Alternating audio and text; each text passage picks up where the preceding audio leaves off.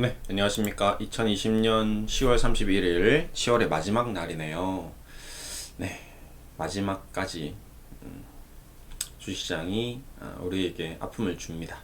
다우 산업지수가 0.59% 하락 마감했고요. 나스닥9는 좀 더 하락해서 2.45%, 예, 하락폭이 좀 컸네요. 직전 저점 부근까지 지금 조정을 보이고 있습니다. 네. 자, 이러면 정말 심각하죠.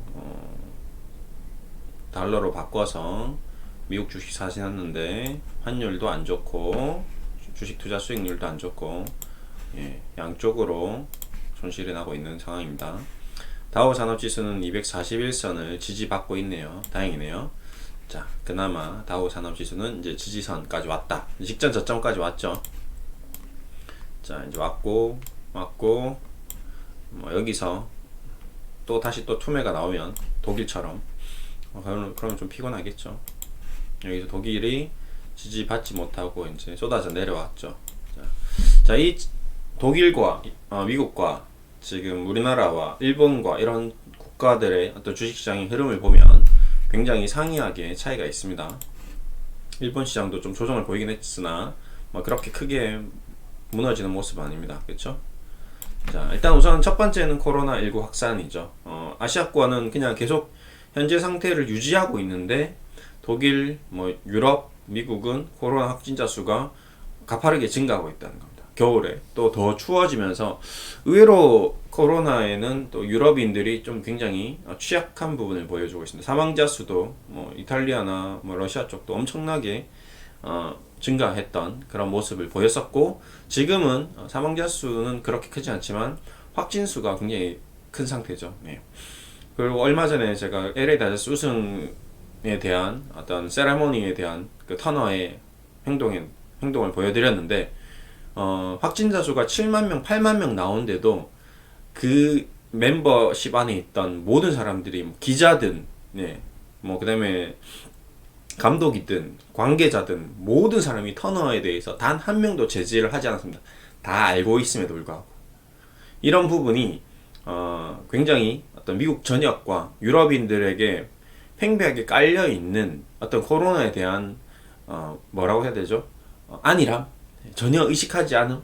확진자 수가 9만 명이 되든 10만 명이 되든 100만 명이 되든 감기 따위, 그러니까 굉장히 또 우리와는 다른 어떤 성향을 가지고 있는 게 너무나도 명백히 보여주는 겁니다. 우리 아시아권은 전부 마스크를 쓰고 있죠. 전부 마스크를 쓰고 있습니다. 예. 걸리든 안 걸리든 상관없어요. 그냥 늘 쓰고 다닙니다. 오늘도, 내일도, 모레도, 이번 달도, 다음 달도 우리는 늘 쓰고 다닐 겁니다. 미국이나 유럽은 한겨울에 와도 일단은 안 쓰죠. 그리고 걔네들은 마스크를 쓰고 나간다는 것 자체가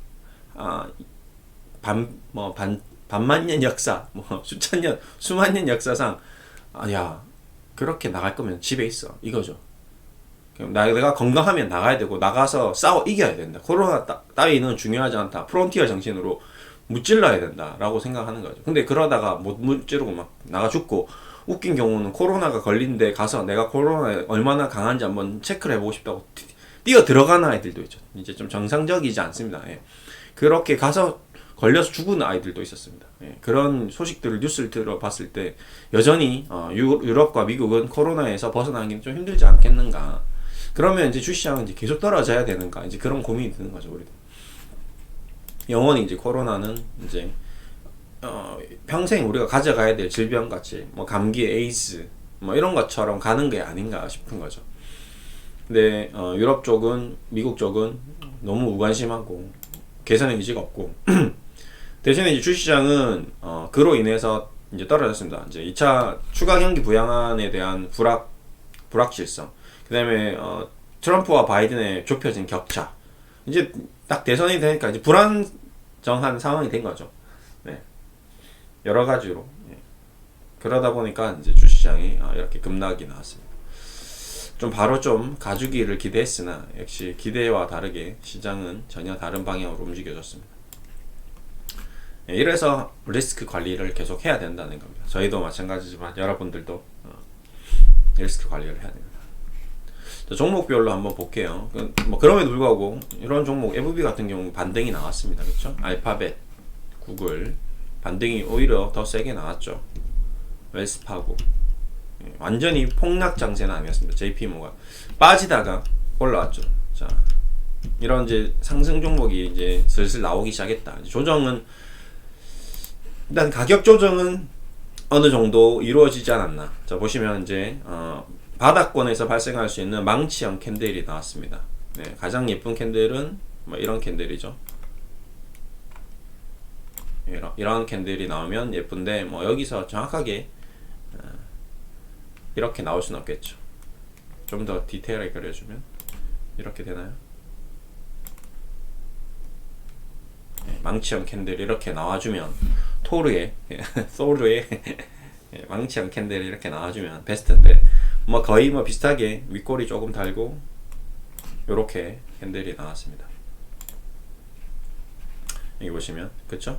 망치형 캔들이 나왔습니다. 바닥권에서 반대로 이제 이런 고점에서 교수형 캔들이 나오면 조금 안 좋죠. 고점에서 나중에 혹시 또 모르겠지만 기억하시면 이런 캔들 너무 좀 구리나요? 포토샵 하는 사람들 대단한데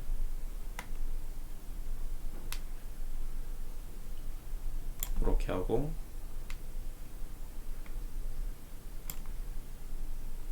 요런 캔들 안 좋습니다. 고점에서 이게 고점에서 나오는 캔들과 저점에서 나오는 캔들 그 다음에 이런 캔들들이 갭을 만들고 있으면 또 안 좋죠. 이런 캔들들 이런 식으로 저녁별형, 새벽별형 이런 것들은 요렇게 지금 이제 이런 섬골 반정형이 나온다거나 여기서 이제 내일 월요일날 갭 상승 출발하면 좀 시그널이 좋은 시그널이 나오는 겁니다. 이렇게 좀 되길 좀 기대해 보겠습니다. 뭐 또 반면 또 뭐 페이스북이라든지 기술주들이 좀 넷플릭스, 애플 이런 종목들은 또 급락이 나왔습니다. 테슬라, 애플도 갭 하락 출발했고 다시 여기서 월요일날 갭 상승 출발 이렇게 가면 다행인데 여기서 이제 갭 떨어지면 이제 굉장히 괴로운 거죠. 갭 괴로운 겁니다. 이런 식으로 가버리면 굉장히 괴로운 상황으로 갑니다. 일목균형표 선행스피어는 자꾸 이탈하고 있고 캔들들이 전반적으로 좋지는 않습니다. 좋은 분위기는 아닌 것 같아요. 자, 유럽 쪽은 BNP 파리바, 에어버스 어느 정도 이제 조정을 굉장히 크게 받았던 종목들은 이제 여기서 더 이상 떨어지지는 않는 것 같습니다. 어느 정도 기업 기본적인 가치까지 와 있는 것 같아요. 이제 뭐 최소한의 회사의 가치 정도까지 주가가 떨어진 것 같습니다. 이런 아이들은 이제 코로나가 이제 완전히 사라지면 괜찮아질 법한데 여전히 코로나는 뭐 개선될 기미가 안 보이고 있습니다. 좀 월말 윈도우 드레싱 영향을 받아서 일단은 뭐 전일 외국인이 한 거의 1조 뭐 5천억 가까이 순매도를 했습니다. 코스닥 선물 뭐 다 합쳐서 이런 부분이 단순 포트폴리오 조정인지 아니면 현금 확보 차원인지 이제 그런 것들은 좀 더 점검을 해봐야 될 필요가 있을 것 같고요. 앞으로 어떻게 될지 조금 더 봐야 될 것 같습니다. 국내 지수도 종가까지 세게 밀고 마무리가 되었는데 좋지는 않죠. 일목균형표 선행스페인 이렇게 이탈하는 것들이 좀 의도적으로 좀 하는 것도 있고 이렇게 이탈하면 일단 기본적으로 기술적으로 매도하는 사람들도 있습니다. 뭐 좋든 말든 뭐 네가 이렇든 저렇든 이유 불문하고 일단 월요일날 갭 하락 출발하고 또 쭉쭉 빠지고 여기까지 또 올 수도 있지 않을까라는 그럼 여기 다시 잡아도 되지 않을까라는 그런 투자자들이 생길 수 있는 거죠. 자, 그러면 이제 이런 증시 속에서 이제 우리가 이제 어떤 스탠스를 가져가야 되냐라는 거죠. 어떤 식으로 주식 투자를 해야 되나 이제 싶은 거죠. 그래서 저번에 아마 지난주에인가요? 제가 이제 그 원환 환율 관련된 원 하락 환율 관련 수혜주들을 좀 정리를 했습니다. 그래서 정리를 한 걸 이렇게 보아하니 지금 그나마 대한제당이란 종목이 굉장히 양호하게 움직여주고 있네요. 그쵸? 고려 아연 마찬가지 실적도 좋았고요. 이런 종목들이 이제 추가적으로 이번 조정을 겪고 나서 좀 갈 수 있겠다 싶은 거죠. 아무래도 조정 받은 아이들보다는 조정 안 받고 있는. 그러니까 결국 우리가 이제 여러 가지 시나리오를 썼습니다. 자, 코로나가 계속 19 확진이 이어지고 있다면, 아니면 코로나19가 이제 마무리된다면, 아니면 이도저도 아니다면 원달러 환율과 관련돼서 가장 무난한 종목이 고려아연 정도 되지 않겠는가라는 얘기를 드렸습니다. 그렇죠? 금과 관련돼서 뭐 비철금속이고 뭐 시장이 안 좋으면 또 금값이 올라갈 수도 있고 뭐 이런 여러 가지 재반 상황, 그 다음에 원화 환율도 수혜를 받을 수 있고 뭐 코로나와도 크게 연관이 없고 그런 종목이 그나마 고려아연 정도가 포스코 정도 되지 않을까 했는데 포스코보다는 고려아연 쪽이 좀 실적도 좋게 나왔고 전반적으로 괜찮은 것 같습니다. 오뚜기라는 종목은 여기서 이제 뭐 이런 이제 저가 매수가 좀 들어올 수도 있을 것 같고, 외국인 투자 상황 한번 볼까요? 자, 볼까요? 자, 오뚜기. 자, 대한제당 기관들이 담았네요. 그렇죠? 고려아연 외국인이 좀 담았고요. 포스코 기관들이 꾸준히 담았고, 대한항공 기관 외국인 동반, 아시아나항공 외국인, 하나투원 이쪽도 아니네요. 좀 좋지 않습니다. 하나투원은 일단은 삭제를 하는 게 좋을 것 같네요. 뭐 이런 식으로 조금씩 이제 가다듬어 가는 거죠. 그래서 여러분들과 함께 제가 이제 이런 관심 종목들을 보내드리고 사세요가 아니고 공부합시다입니다. 예, 어떤 식으로 움직이는지, 왜, 이유가 뭘까? 이 종목은 왜 안 올라갔지? 이 종목 왜 떨어졌지? 이 종목 왜 급락하지? 이 종목은 반등이 나오네?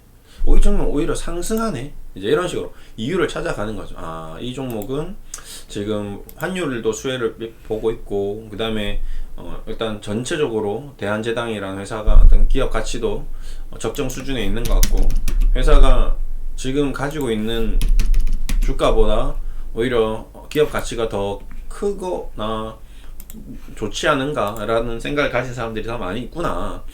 지금 대주주 지분도 좋고 시가총액도 1600억인데 영업이익이 뭐 이거 이런 식으로 나오다가는 뭐 300억씩 찍어버리면 배당도 좀 잘 나오겠는데 이번에 뭐 이런 생각을 하는 거죠. 고배당주가 될 수도 있겠구나 라고 생각도 하는, 배당도 받고 원화나 환율 수혜도 받고 여기서 잘 버텼고 뭐 치고 나가지 않겠나 라는 생각을 할 수 있는 거죠.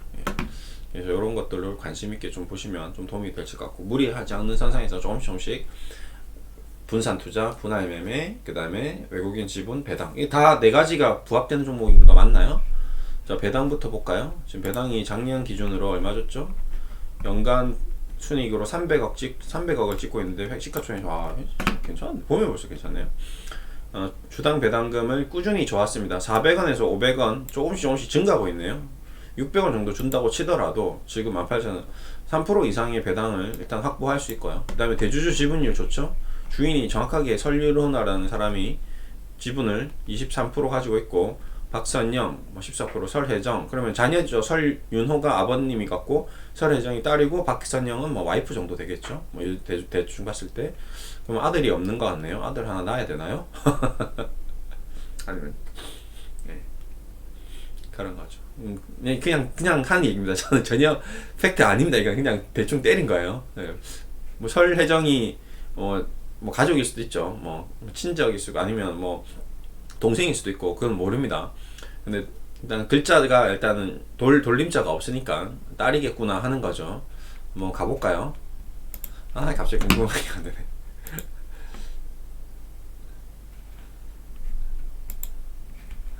아, 괜히 또 이래 쓸데없는데 관심을 또. 일단 대한제당이 뭐 만드는지 한번 보겠습니다. 프로덕트. 뭐 대한제당이니까 일단 설탕이겠죠. 제일제당, 대한제당, 설탕류, 식품류, 사료, 바이오, 의약품, 축산유통 뭐 여러 가지 하고 있네요. 그러니까 뭐 나중에 뭐 이쪽이 뭐 여러 가지 이슈가 생길 수도 있습니다. 이렇게 하다가 잘 되다가. 대표이사군요.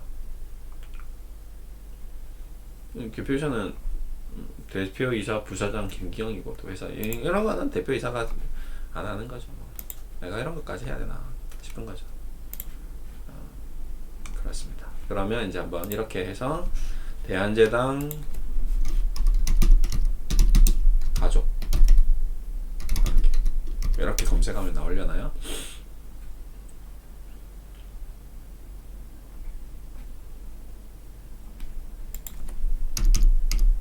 대한제당 지분 이런 식으로 하면 지식 뭐 관심이 없군요 사람들이.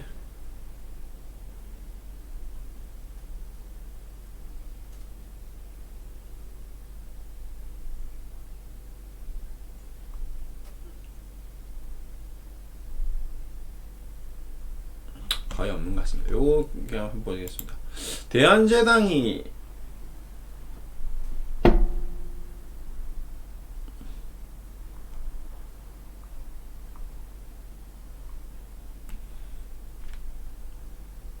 없네요. 뭐 이런 걸 왜 해놨냐. 아, 열받게 하네. 뭐 만드는 회사입니까?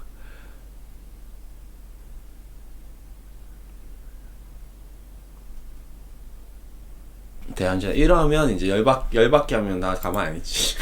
가만 있어봐. 그러면 이제 네이버 그 토론 게시판이 저도 잘 안 보는데 잡다한 소식들이 있긴 합니다. 그래서 불가피하게 한번 가보겠습니다.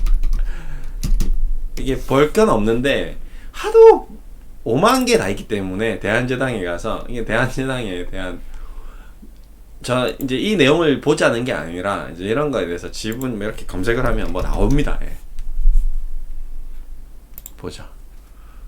아이, 가족. 그러니까 너무 쓸데없는 얘기들이 많기 때문에 뭐 가족 관계 뭐 이런 것도 나옵니다. 아, 이 정도로 디테일한 사람 없구만 지금 대한제당에 관심이 거의 없는 것 같아요 개인들이. 그 다음에 대한제당 뭘로 한번 검색해볼까. 지분 대한제당 자녀. 아, 자녀도 안 나오네. 대한제당 승계. 아, 나와라 제발. 무관심 승계? 오케이, 하나 나왔네. 보자. 미국가 있는 회장이 주가 적당한 가치에 대한 관심이 없다는 건 말이 안 되는 추측이고, 상속세도 한 번 못 내는 비루한 회사가 지분 가치에 관심이 없다는 게 말이 안 됨. 문희만 회장의 어머니 지분 14%, 어머니 지분 14%. 그럼 이게 어머니인가? 이게 어머니인가요? 아, 정관을 가서 보면 되는데 내가 또 쓸데없는 짓을 하고 있는 수도 있구만.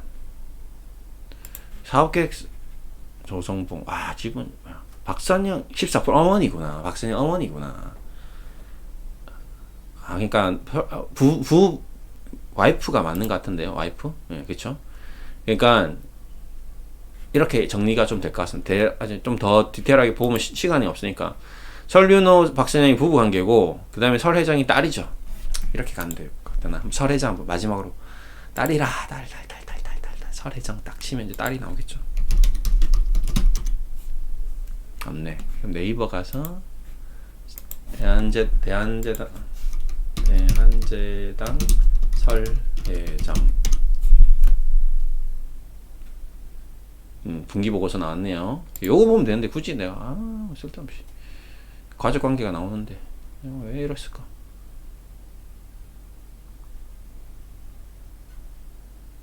대표이사 조연.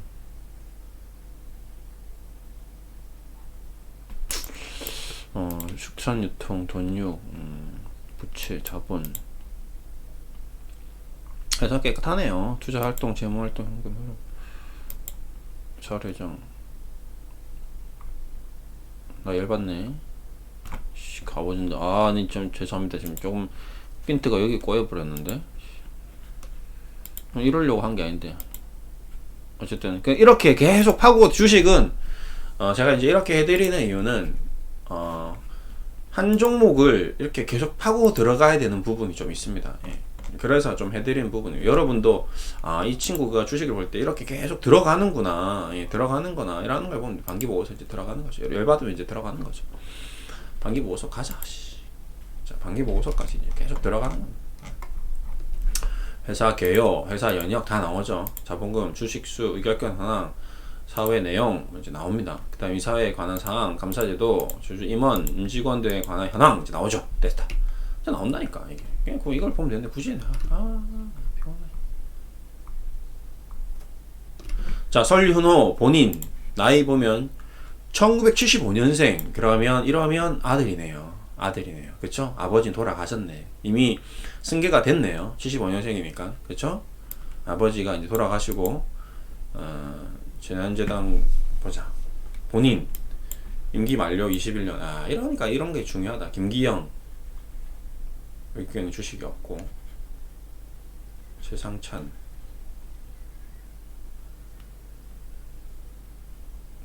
아버지 엄마였구만. 엄마였어. 대주주집은 참 이런 거 보면 참 주식을 등기사 대주주 계열사 이해관계자 주주에 관한 사항. 자, 본주자 박선영 친인척. 오, 어렵네. 설혜정 친인척. 허허, 어렵네. 복잡하네. 특수관계. 설윤호는 본인이고, 친인척, 친척과 인척. 엄마가 친인척이 되나? 관계를 친인척으로 하나? 엄마, 아들, 부모, 자녀 관계. 보자. 친인척으로도 표현하나? 야, 열받네. 자꾸 이거 계속 파고 들어가네요. 자녀가 여기 한화의 김승현과 김동관이 자녀 부자 관계거든요. 친인척인가 어떻게 표현하나 보겠습니다. 이렇게까지 디테일하게 또 파고 들어가네. 가보자. 여러분도 지금 딱히 특별한 건 없으니까.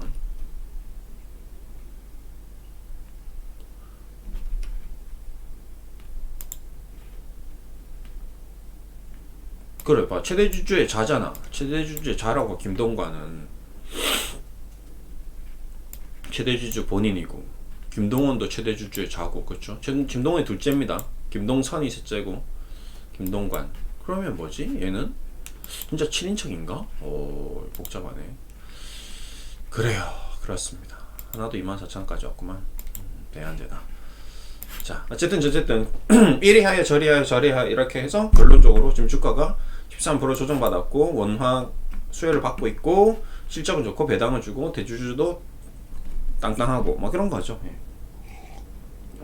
그래서 한번 관심 있게 한번, 그리고 이런 지금 국면에서 안 빠지고 있다는 게 굉장히 좀 고무적이다라는 걸 보시면 될 거죠. 거래량은 거의 없네요. 거래는 터지지 않고 있고요. 조금씩 오히려 어제 거래가 장이 안 좋은데 불구하고 거래량이 늘었습니다. 그렇죠? 이런 게 이제 중요한 시그널이 될 수 있죠. 시장은 폭락하고 있는데 혼자서 버팅기고 오히려 힘이 좋다. 이런 것들. 그다음에 월요일 날도 장이 삐직삐직 하다가 어느 날 갑자기 이제 슬슬 기어 올라오고 있는 거죠. 까짝까짝. 그러니까 이 5점을 돌파할 가능성이 좀 있습니다. 괜찮아 보입니다. 오늘은 미증시에 대한 글로벌 증시는 이제 어느 정도 가격적인 조정은 좀 마무리된 것 같다. 코로나19는 이미 한번 경험한 거기 때문에 여기서 더 나빠진다 하더라도 폭증하는 사망자 수가 없기 때문에 어느 정도 버티지 않겠는가. 그리고 원화 환율 수혜주로 대한제당이 좀 괜찮아 보인다. 이렇게 세 가지로 얘기를 드리면서 마무리하겠습니다. 오늘 또 하나 더 찍을 수도 있겠네요. 하나 더 또 이제 요러고 나서 제가 보는 또 금융주 얘기 좀 한번 하겠습니다. 네, 감사합니다.